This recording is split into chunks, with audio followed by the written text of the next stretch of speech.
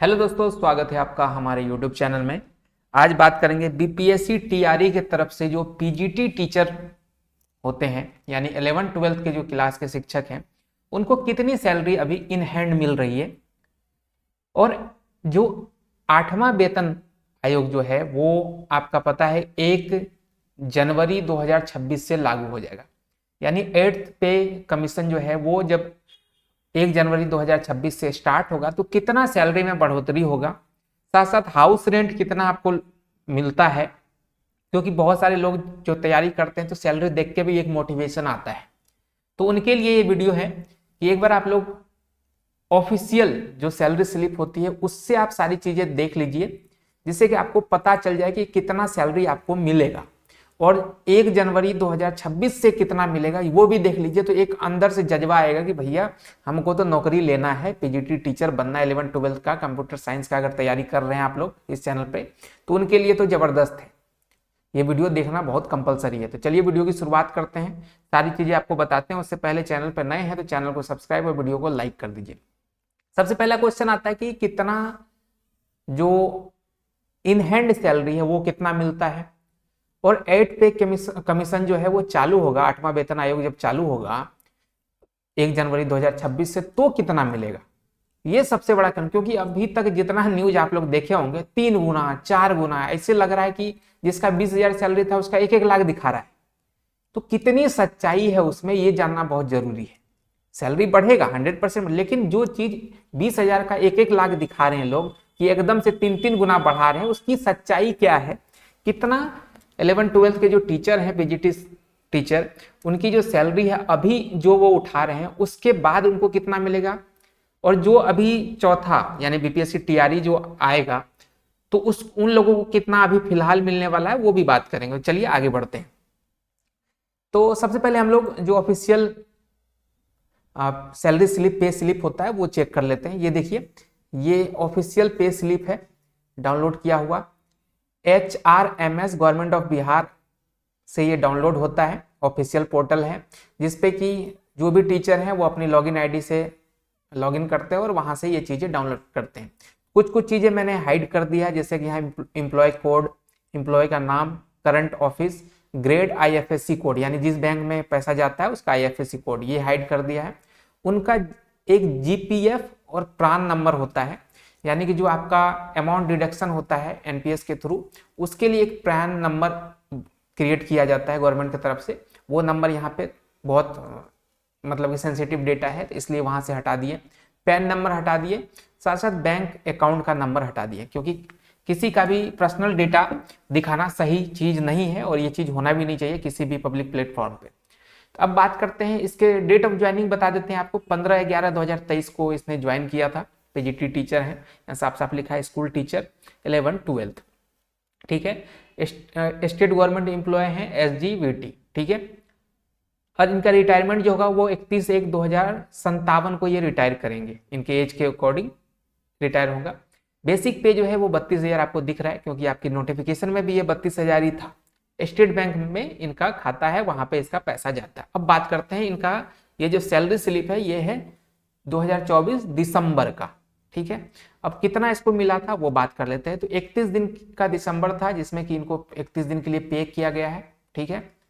अब देखिए अर्निंग की बात कर, थोड़ा सा इसको जूम कर लेते हैं जिससे और अच्छे से आपको दिखे इन्होंने कितना अर्न किया इस मंथ में, वो बात करते हैं। बेसिक पे आपको पता है 32,000 नोटिफिकेशन में दिया हुआ कि पीजीटी टीचर जो भी हैं उनका 32,000, लाल कलम से लिखेंगे तो बड़ा आप लोगों को और अच्छा लगेगा, ठीक है। पीजीटी टीचर जो है उनको 32,000 की बेसिक पे मिलती है। अभी डियरनेस अलाउंस यानी कि महंगाई भत्ता जो है वो 53% मिल रहा है, ठीक है। पहले 42 था, 46 हुआ, फिर 50 हुआ, फिर 53 अभी मिल रहा है। तो 53%, अगर 32,000 का 53% निकालेंगे तो 16,960 रुपया बनता है इनका। साथ साथ अभी जो हाउस रेंट अलाउंस मिल रहा है वो 4%, 8% इस तरीके से मिल रहा है। तो ये जो जिनका भी सैलरी स्लिप है ये गांव स्तर पे है तो उनको 4% ही मिल रहा है। तो 1280 रुपये, 32,000 का आप 4% निकालिएगा तो 1280 रुपये आपको यहाँ पे देखने को मिलेगा, ठीक है। तो ये है इनका पूरा सैलरी। और 1,000 हर मंथ आपको मेडिकल का मिलता ही है, फिक्स है, इसमें कोई ऊपर नीचे नहीं होता, ये मिलना ही है। 4% आपको अभी मिल रहा है क्या क्या, हाउस रेंट, और 53% मिल रहा है आपको डीए यानी कि महंगाई भत्ता, ठीक है। और ये 1,000 तो फिक्स है। इन सबको अगर जोड़िएगा तो ग्रॉस सैलरी जो बनता है आपका वो 51,240 रुपया बनता है। ये पीजीटी टीचर का बता रहा हूं मैं, चाहे वो कंप्यूटर साइंस से हो चाहे किसी भी सब्जेक्ट से हो। 11-12 में अगर आपका सिलेक्शन हुआ है बीपीएससी टीआरई की तरफ से तो आपको इतना सैलरी लगभग हर महीने बन जाएगा। अब ये तो हो गया ग्रॉस सैलरी।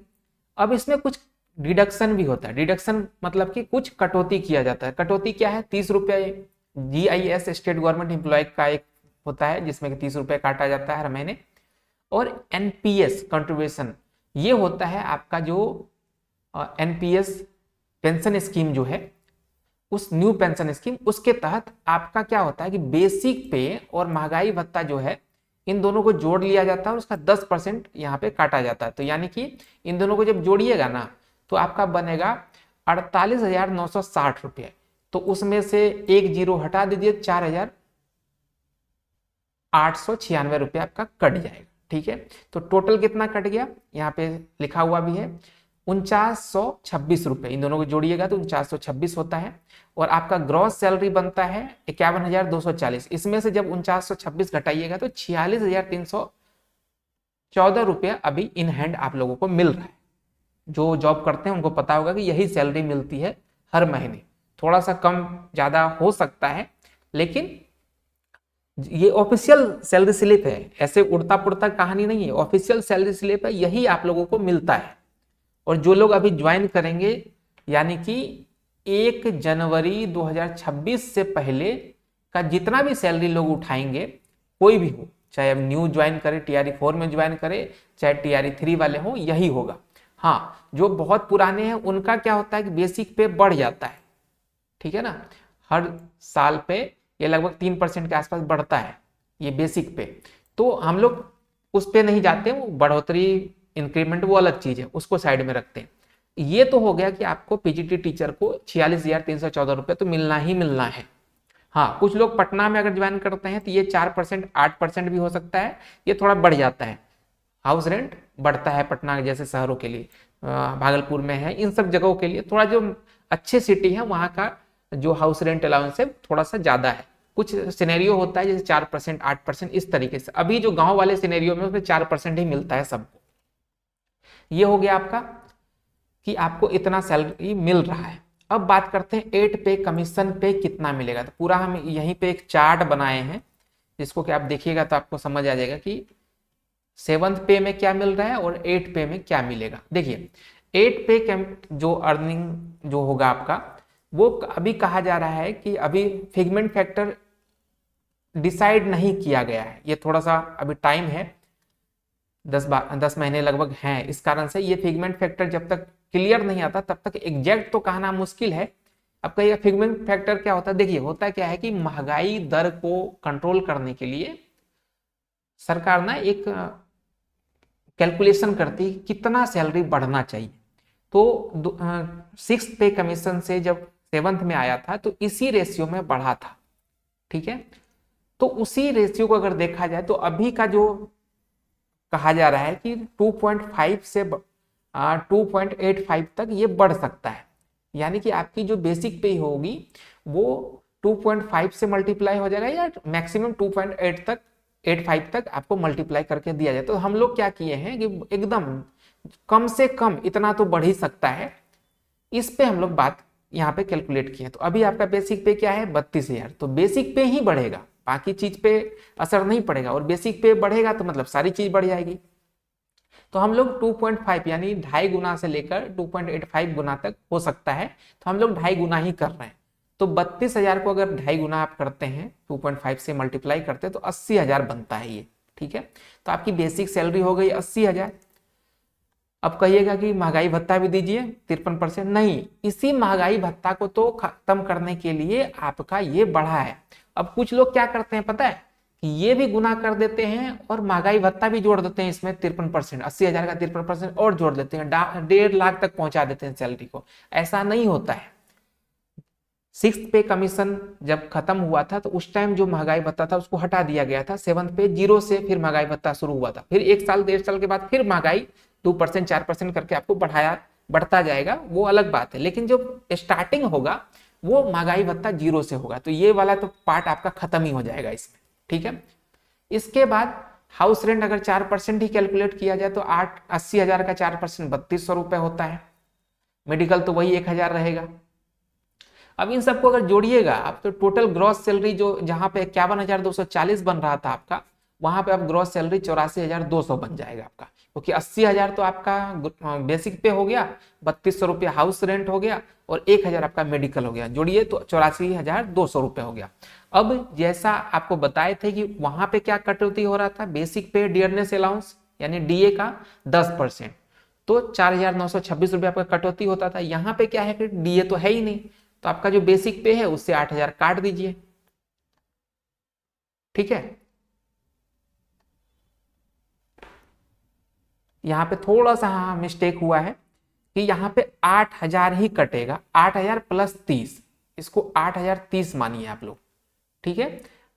तो 8,030 जब यहां से आप हटाइएगा तो ये कितना होगा, 76,000, ये 450 रुपया मतलब 430 हम एक्स्ट्रा काट दिए हैं, इसको 76,000 कितना माइनस किए हैं, 1 मिनट यहाँ पे देख ही लेते हैं हम लोग।